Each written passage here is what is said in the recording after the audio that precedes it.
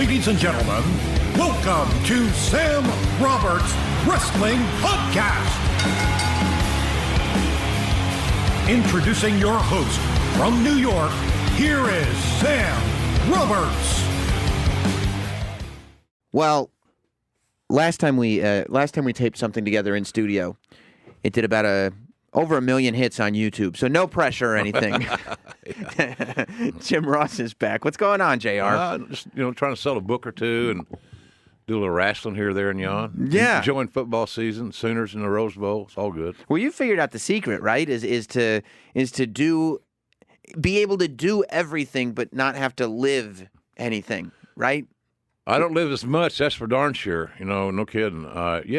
Every gig I have I have fun doing. Right. My podcast, I think I'm around 200 episodes. I'll do one a week, so it's been around a while. Right. And hopefully it'll continue to do okay. And then the book is a big project. I love book signings, all that stuff. So yeah, I don't have any jobs really. I don't have any job. I have things I like to do, and I actually get paid for them. Yeah, you got little gigs here and there. That's it. Just some gigs. That's all. Yeah, and you're actually. So I was really surprised when I got the book. I didn't realize that you were thinking about leaving in '98. Mm-hmm. Because March of '98, WrestleMania 15. You hadn't even done half the stuff yet that you were going to become known for, right? Yeah. Right. Isn't that kind of amazing? Yeah. Like you were in the mindset of, okay, I've done pretty much what I came to do. And you didn't even know. You haven't done half of it yet. No, it was.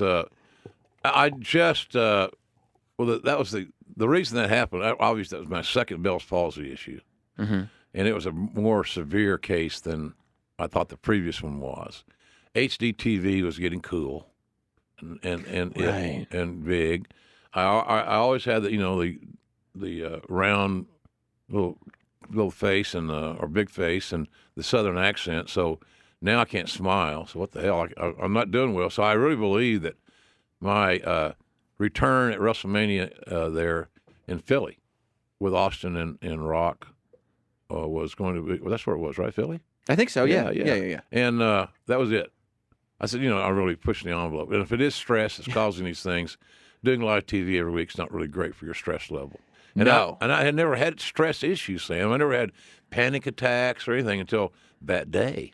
The day of WrestleMania, I had a hell of a panic attack. And when I saw, see Tony Soprano, James Gandolfini having his panic attacks, I could get it. Right. I actually felt what he was going through, like the shallowness of breath and the. But I'm in a tuxedo in a little room, hiding in a bathroom. Yeah. Just thinking, I got to go tell the old man I can't do this. And something said, man, you worked all your life to do what you're doing. You love it. So if it's going to be your last one, go kick ass. Mm-hmm. So I talked myself out of not going out for that one. But I really believed this is it. Have you had severe panic outside of that one? Like after that, were there more? Never again. Or once you got through that, it was like... Never again. Even in the biggest tragedies of my life, my wife getting killed this year in an automobile thing, I didn't have them then. I don't have any idea how all that pressure was. But, boy, it was magnified big time. So was the WrestleMania 15 match the first time? Because you hear now a bunch of different stories. You could bring up the most recent one was, of course, the last WrestleMania. But what you hear is that guys like The Undertaker, like Shawn, whoever it is, request, no, I want JR doing this match. And I think that's what I had heard happen with The Undertaker and Roman Reigns. I don't know if it's true or not. But you did say it was true that Austin and The Rock got together for WrestleMania 15 and said, we want JR calling our match. They requested me, Sam. And here's the bottom line. And you're in that world much more regularly than me, which is fine. I'm happy for you. It's kind of unbelievable to tell you the truth when you put it that way. But that's good. Really, it's great. Uh-huh. And but I don't know. I'm always honored if those guys think that much of my work. But Austin and Rock were two of the guys I signed, two of the guys I brought into WWE, helped bring in. I wasn't a one-man band here, by the way. But out of respect, and they knew my situation. My mother had died, triggered another attack, Bell's palsy attack, yeah. And then I was on the bench from December to WrestleMania. So, and I'd really lost my game. I thought, I said, I can't. I look bad. People are going to look at me like I'm a freak, and I don't know. It's not going to work out. I got to figure out something to do. And I even thought about, well, maybe and this before podcasts, maybe I can find something in radio or some audible job that they don't have to look at me, look at my grotesque face. So, but it was a tough day, man. And that's how the book starts. Yeah.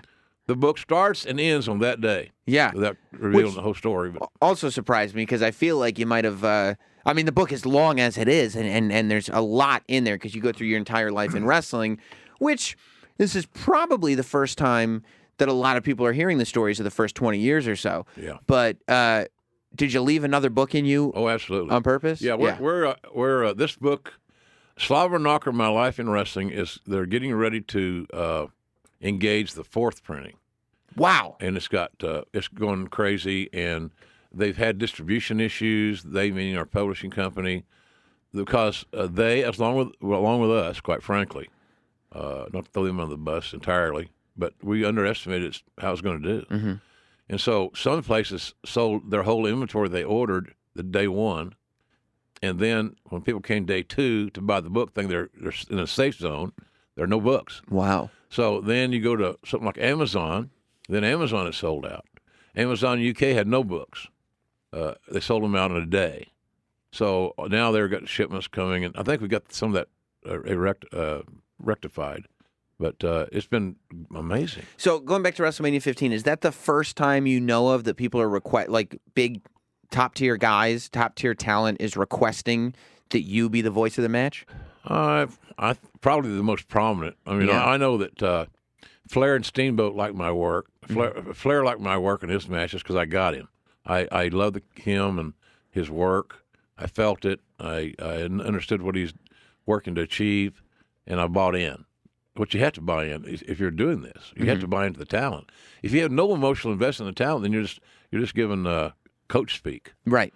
Well, it's going to be a tough match. I got to beat him for a 3 count, and or you're doing. I think a lot of guys, especially as time goes on, do an imitation of what the commentator sounded like when they were watching. You know what I mean? They just do like, well, this is what a commentator sounds like because I used to watch, so I just do that. Yeah.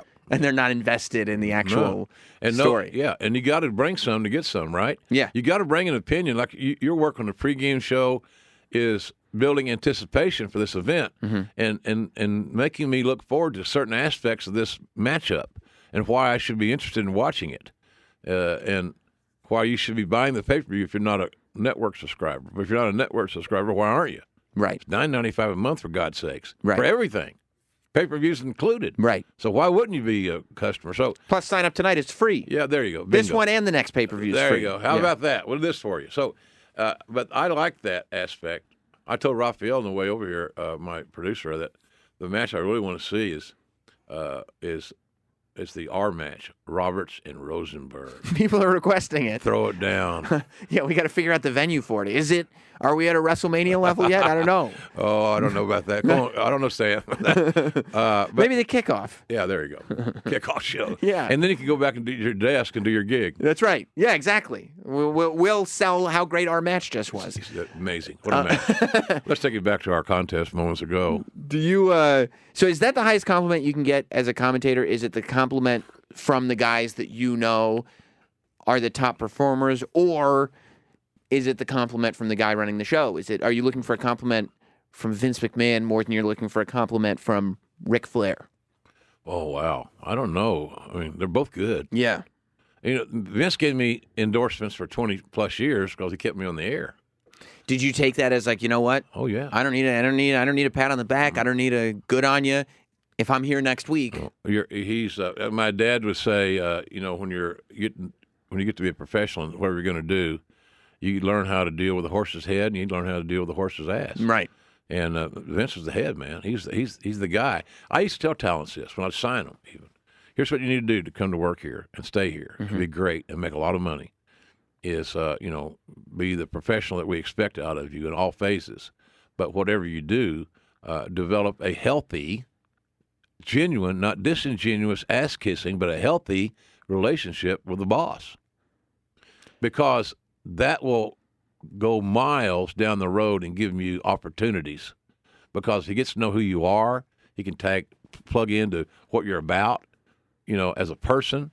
A little bit of that can be converted into creative, and then your creative then is more organic. Now, I know you're not plugged into the everyday, but based on what you saw at WrestleMania, what you saw when you're doing Mae Young, the stuff that you see now, is that still accurate advice? Is that still possible? Can a young guy, do you think, still establish that relationship with Vince McMahon? I think Vince would be very adamant by saying yes. Yeah. Are those opportunities every day and very, very easy to obtain? Probably not, just simply because of the workload. But I just don't believe Vince will ever let go, and he shouldn't, of his relationship with the talents. Understand that a lot of these kids have been wanting to get in the business forever. This is their dream job, right? Well, he's the guy that created the dream. Yeah. In that regard. So sometimes it's intimidating for them because he is the most omnipotent man in the world in our field that we love to be in. Well, there's also this idea like, oh my God, I can't believe I'm here. You know what? Yeah. If I just keep to myself, if I just stay quiet over here in the corner, I don't want anybody to notice me because if they notice me, they're going to throw me out the door. So let me just, and that's not a great strategy. You're saying. It isn't a great strategy, and it's also not good for the locker room. Right. The one thing that happened when we signed all those guys back in the Attitude Era, and we were trying to compete with WCW Nitro on Monday nights and so forth, was that we had a very competitive group. Everybody wanted to be the top dog. Everybody took pride in being the guy. I booked Austin one time in a tag match to give him a break on a Saturday night before TV on, I think they had Sunday night, a Sunday night show in the West Coast. And I put him in a tag match at Vince's suggestion. And I put him on right before intermission. So he goes out to gets to town, and Black Jack Lanza is the road agent. Mm-hmm. So Lanza calls me on the phone, what's very common, go over what we're going to do that night creatively on the live events. He said, I got Austin here for you. I handed Austin the phone. And then, I commenced after he got through over-modulating to my phone and cussing, I figured out that, A, he didn't like tag matches, and B, he couldn't figure out why he wasn't going to last.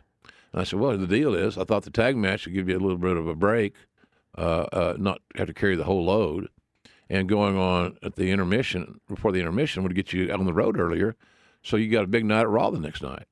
And it's an early night because we're on West Coast time. Right.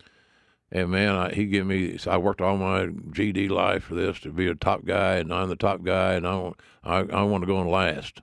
That's what top guys do.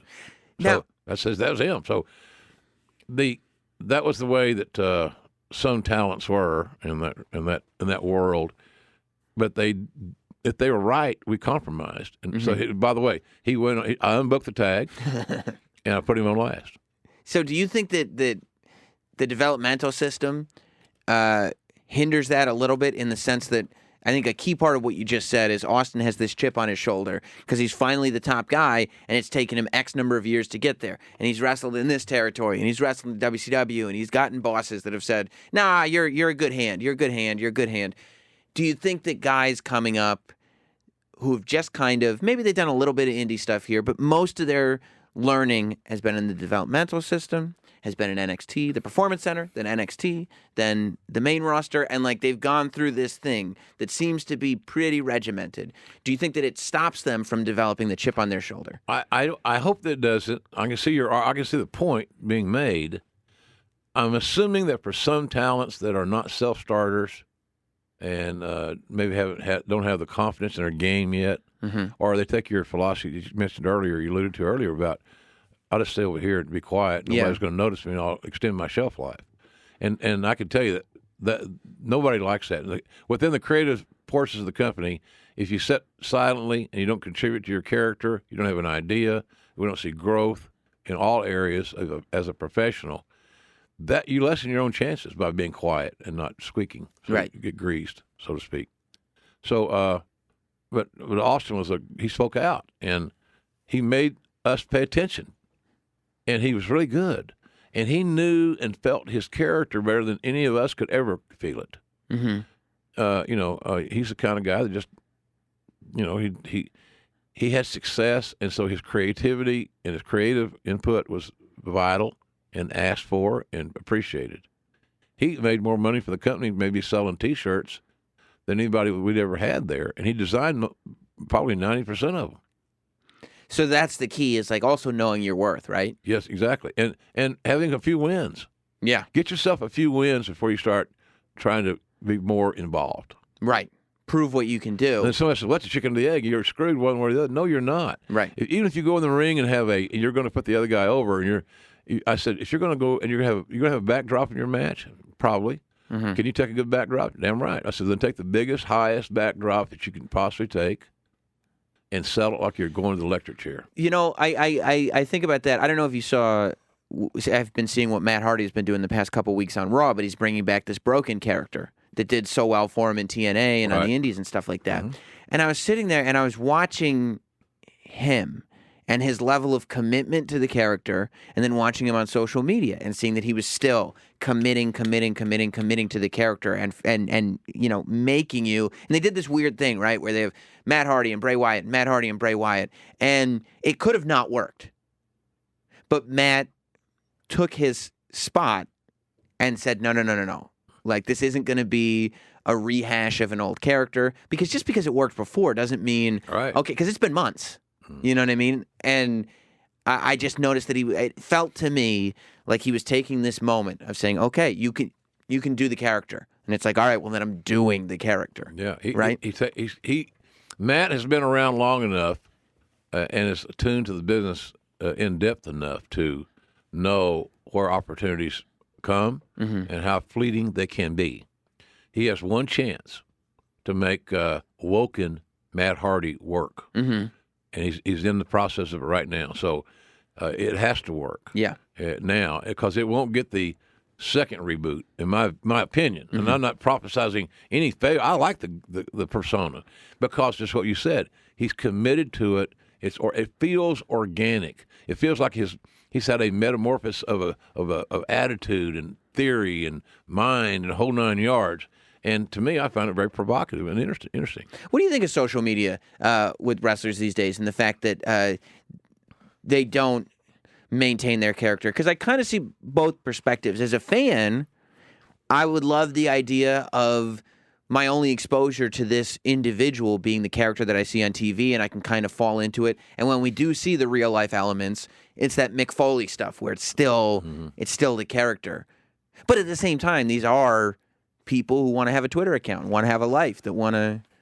I think we're past the pale on taking it back. The genie's out of the bottle, by and large. Your point about staying in character, and I see occasionally there's some guys that still stay in character by and large. Mm-hmm. But when you develop your TV persona with components of reality of who you are, then you're never really out of character, or are you just never in character? You're just you. Austin, if you go to lunch with Steve, he's the same dude. You know him. Yeah. He's the same guy you'd see at the arena. Right. Only when he gets in front of the crowd, he's a little louder.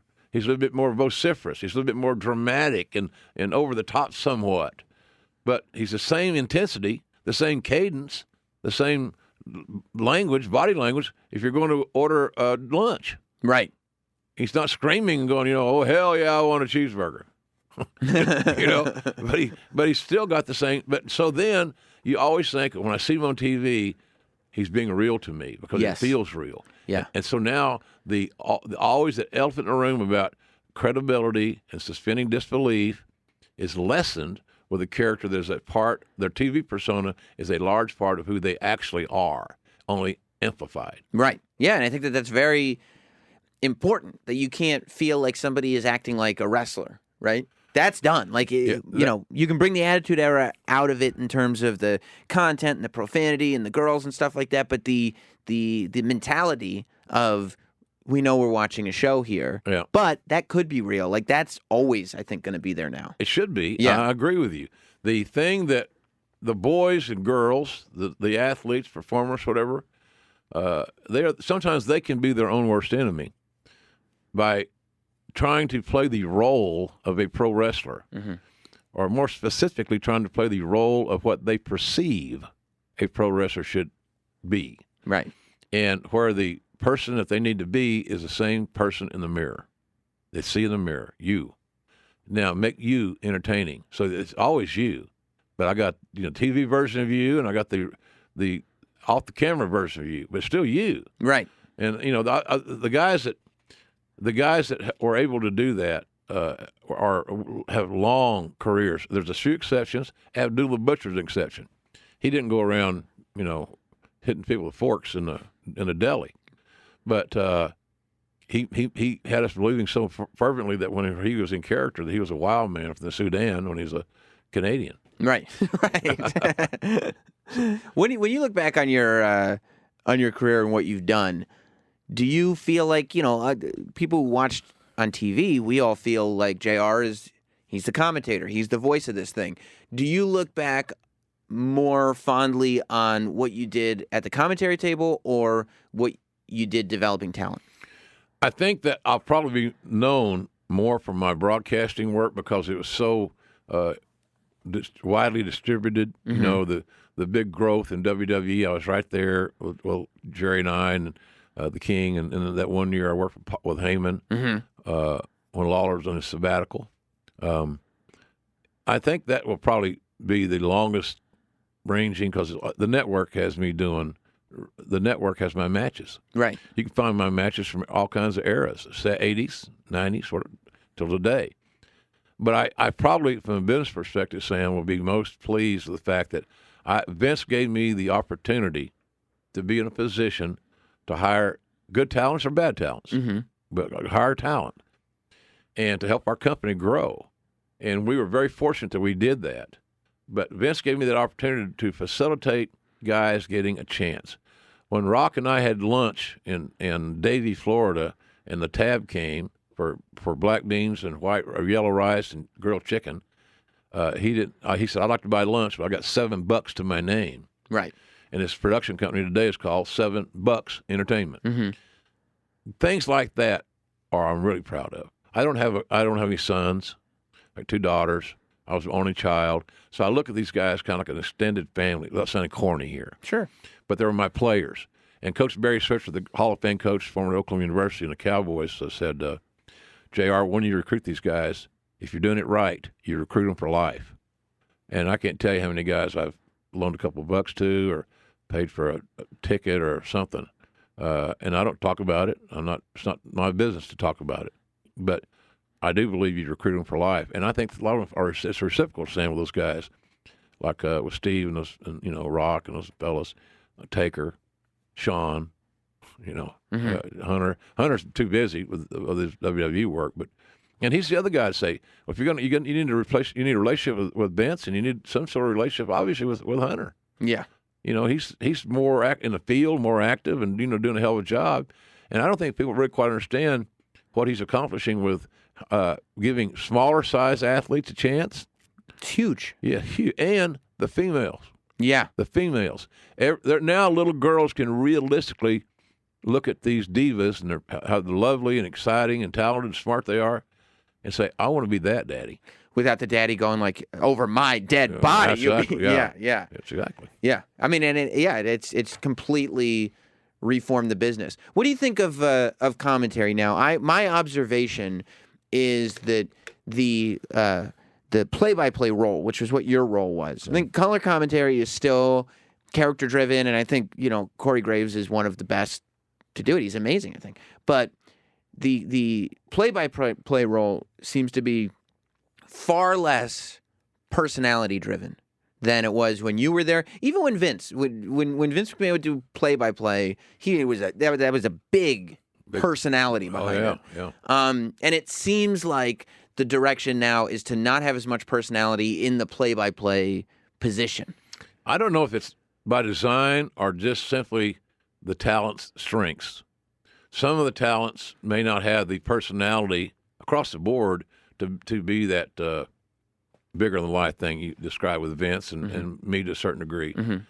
That's just our natural personality. I mean, he really, Vince probably had more fun doing the commentary than any other phase of the job. And he and Lawler and that was the best 3-man team I have ever been a part of. Yeah. And it was so much fun because we're right there with the boss.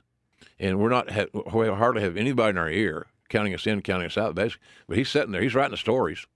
We just follow him. And Lawler and I both were good listeners, kind of a tune. He had his heel role, and I had my good old boy role. Mm-hmm. And Vince stirred it up. It was great. Now, is Vince able, when he's doing commentary with you guys, is he able, obviously you have your mute buttons and your cough buttons just like we do here in a radio station, but is he able to, like, mid-show be this warrior maneuver, hit the mute button and say, JR, I need you to do this, undo the mute button, da-da-da? No, we never got that. We never got that refined, and thank God it didn't. Right. But no, he respected what Jerry and I did and what we brought to the table. Mm-hmm. Enough that when he became Mr. McMahon, he had no issues seamlessly putting Lawler and I together on Raw, and we were there for years. Right. So, but he loved that role. He had so much fun doing it, and he could produce to the backstage to the grill position, right? Or the truck, and he did that. He did, of course, wow. But not usually during a break. Sure. Not during live ammo going on here. But even have the presence of mind to, during the commercial break, multitasking. Switch off, tell him this thing, go back to the... Remember, he's the guy that said sleep is our enemy. Yeah, it's amazing. So the more work, if he had 3 minutes to do a little extra work in those commercials, and that's what a lot of people don't understand, a lot of people just strictly believe that he is Mr. McMahon all the time, mm-hmm. which is kind of silly when you stop and think about it. Mm-hmm. You think he walks to the bathroom like he walks down the aisle when he gets introduced as Mr. McMahon? The big power walk to the bathroom. That Conor McGregor has copied. He totally has. Yeah. So, but it's just funny how that works. And I have so much respect for him. And I was, like I said, I got fired before twice, I think, believe, and I deserved it. Mm-hmm. I would have put up with my crap. I had a hard head, and I was stubborn, and I was untrusting. It was everything I didn't want to be. Mm-hmm. Everything I worked hard to overcome and not become again. So, and he had to do what he had to do. But he knew I was a player. He knew I loved working with him, and I'd always wanted to be in his company. And I had. But I had to tweak some things, personality-wise. And I did. And now I'm way over 20 years there, and I'm loving it. I don't do I don't have a regular gig, as you know, but if they do a UK show, I'll probably be involved in that. But you're just happy to be under the umbrella. Absolutely. Yeah. Absolutely I am. If you're out there right now, if you're recruiting, if you're, all right, Jim, we want you back the next 6 months, we want you to be head of talent relations. Who out there in the world that's on your radar, in the world of pro wrestling or outside the world of pro wrestling, are you going, okay, that's a guy that I'm going to bring into the fold? Well, I'm going to certainly try to figure out another way to bring, in a creative way, with his input, Chris Jericho back at some point, mm-hmm. maybe for WrestleMania, not 18 but 19. Looking ahead, mm-hmm. I'm probably going to try to get Kenny Omega signed. Mm-hmm. I'm going to find out the interest from Kazuchika Okada, because I think he's one of the best in the whole world. Mm-hmm. He's a good-looking young man. He's 29, I think. 6'3" or 6'3", I think. He's really, really good. I had his 3 matches of Omega this year on Access TV on a Friday night show I do for Cubans Network. And so he'd be a guy. I'm trying to think. Well, that's a good question. It's a really good question, Sam. I don't know who I would. Those guys I see a lot. Yeah. I would certainly welcome Cody Rhodes back with open arms. It's amazing what he's doing. Yeah, and the Young Bucks, I'd try to get under contract because I like those kids. I like their entrepreneurial ability. I like the fact that they have a little bit of an attitude, but I don't care. Right. They don't have to. I don't know if they like me or they don't like me. I don't have any idea. And it doesn't matter. It's their prerogative. I like them, and I love their work. But I think that they would be as many shirts as they think they're selling out at that Topic. What's that place? Hot Topic? Hot Topic. Yeah. Get under that WWE umbrella and see how many shirts you sell. You think so? Oh, brother. Well, it's just the footprint's so much bigger. Yeah, absolutely. So, because Hot Topic's not going to stop buying shirts because they're WWE shirts. No, they got WWE shirts in there already. Bingo. Right. Hello. Yeah. And the footprint is huge. So those are some of the guys. I try to figure out a way if there's one more run mm-hmm. in CM Punk. Yeah. And one more run to me means this, a WrestleMania. Okay. Not 10, not 2, not 3, a WrestleMania. Start with, let's build to the right build, big time, to the crescendo is WrestleMania. Right. And the only other way I do him is to have him return at WrestleMania and not be on television. Sign, train, vignettes, little angle, boom. His first match is at WrestleMania. Just do even if it's a one-shot deal. Yeah, and make it happen. That way you could kind of. There's no pressure on anybody. Right. Hey, we got one. We're going to make this. We're going to do this one chapter of this book, and here's where we're going to start it. Here's where we're going to end it, and here's what we're going to pay you. If everybody gets on the same page and agreed, boom, let's go. And by the way, I mean, we've seen it happen time and time again. You come in, you agree to do one match, and who knows? Oh, I kind of like this. Maybe I should keep doing some more stuff. When I talked to Shawn Michaels about coming back to WWE and wrestling, he'd been out 4 years. Right. This is like 2000. Yeah. Attitude Era time. Right. And I flew from Stanford or LaGuardia, specifically down to San Antonio, to visit with him and his lawyer and agent, whatever, nice fella. And I always got along with Shawn. I was in the territory in Mid-South wrestling when Shawn was a rookie, when his first booking was in that territory, because he was trained by Jose Lothario, who was good buddies with Cowboy Bill Watts. So that's how the Good Old Boy Network. He got Shawn booked. And he was a hell of a hand boy. He traveled the Rock and Roll Express. He had great teaching, tutoring, and aptitude beyond compare. But I talked to him about coming back. I said, many people, including myself, consider you one of the top 1 or 2 performers, in-ring performers of all time. Mm-hmm. Unfortunately, there's going to be an entire generation that don't know you for that. They know you for the guy that lost his smile and the guy that hurt his back and had to take a 4-year break. I'm just suggesting that that's not the image legacy you want to leave. You got too much good things going on. And if nothing else, I'd like you to come back and do one match if you can. If not, let's figure a role for you that you can come back, because I'd like your influence in the locker room. I'd like for you to be able to share what to do, what not to do, and help these young guys who look up to you as their favorite. And so I thought we'd get him back for one more match, Sam. He had several. And all of them were badass matches. So he had a TV match with John Cena that made John Cena a bigger star. Yeah. 2 matches with Taker at WrestleMania. I mean, people talk about the second run as if it was better than his first. I will tell you, I would probably agree with that. I mean, what about the story you did with Jericho? Yeah. It was one of the, up until this Kevin Owens thing, that was the best thing Jericho had ever done. I agree. And I thought his match with, when he came back, Shawn's match with Triple H. Yeah. Amazing. What a story. Drama, the ebb, the flow. It's one of those deals where when you get through calling it, you realize you sweat through your sport coat.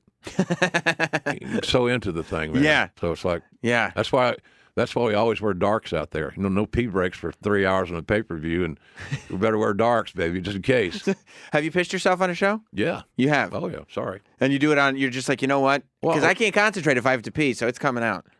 Yeah, you have no other option. Right. It's really not a lot of option to it. If you don't pee, what's your other option? Reverse pee? I don't know what it is. It's just one thing. Do you replace the chair? Is that the end of life for that chair? It probably is. Well, I heard that the SmackDown guys used the next night. What do you think of, as a guy who's as familiar as you are with the New Japan product, what do you think of Nakamura and what his role has been in WWE so far?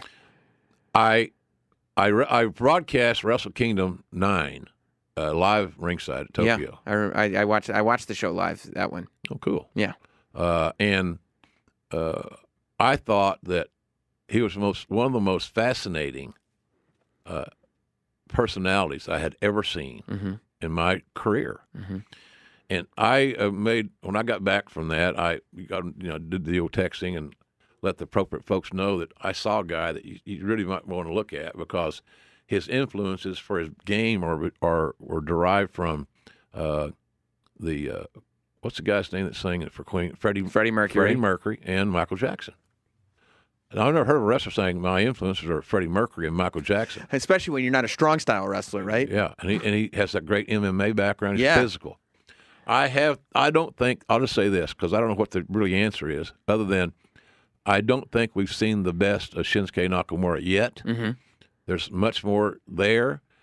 The question is, will it be revealed or discovered or utilized? I don't know those answers, and I don't know that anybody does.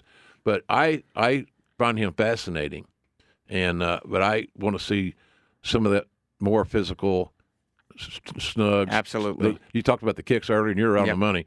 Kicks are a wonderful innovation because you start and think about it. How many realistic fists can you take to the face without leaving a mark?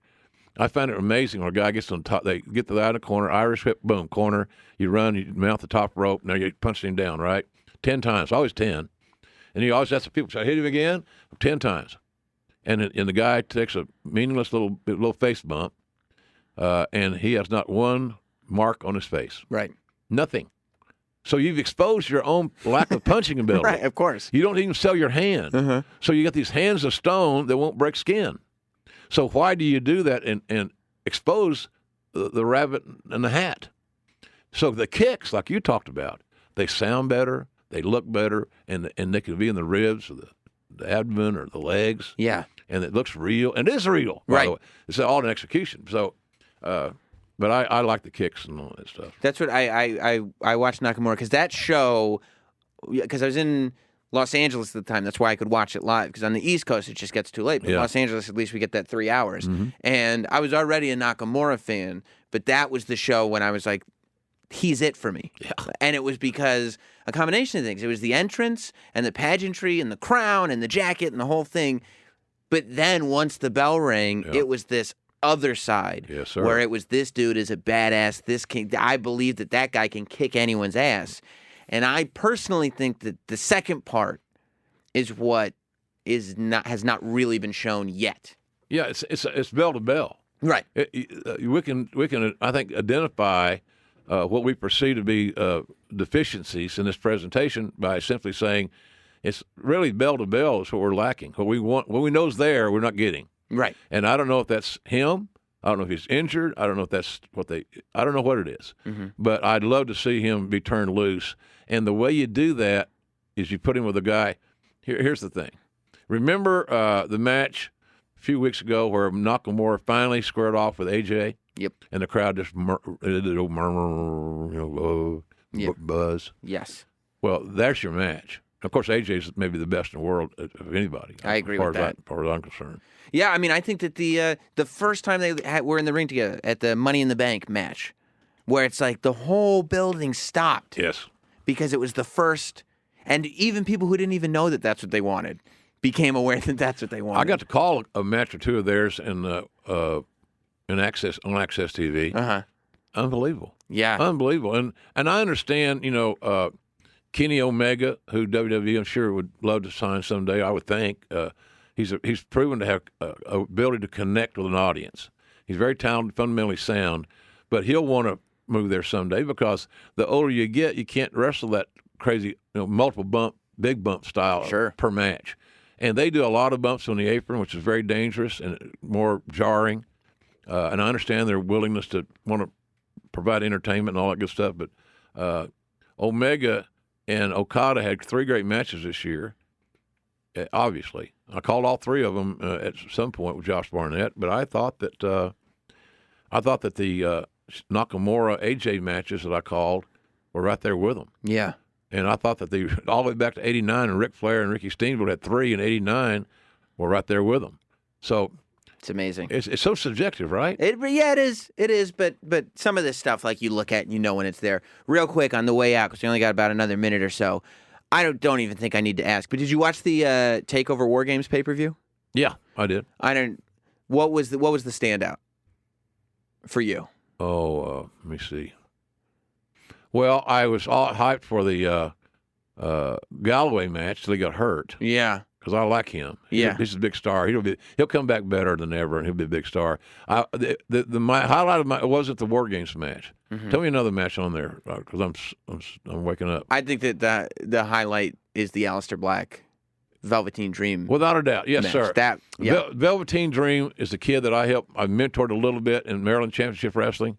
He's a big star in the making, and Aleister Black is as well. Hey, the covers are not bare in WWE. The future is very bright for those guys, in my opinion. Well, if you want to hear everything about this man's career, everything you knew, everything you didn't know, then pick up Slobberknocker if you haven't already. It's in its 4th printing. Let's get it into its 5th printing, I say.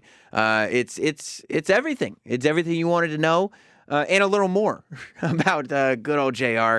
Always appreciate talking to you, man. Thanks, Sam. You're one of the best. I'm happy for you, buddy. You're one of the main reasons I watched the pregame, postgame, but that match with the Rosenberg, and he'll be the heel. He's got to be, right? Oh, of course. I mean, he's a natural. He's so easy to dislike. I find so, too.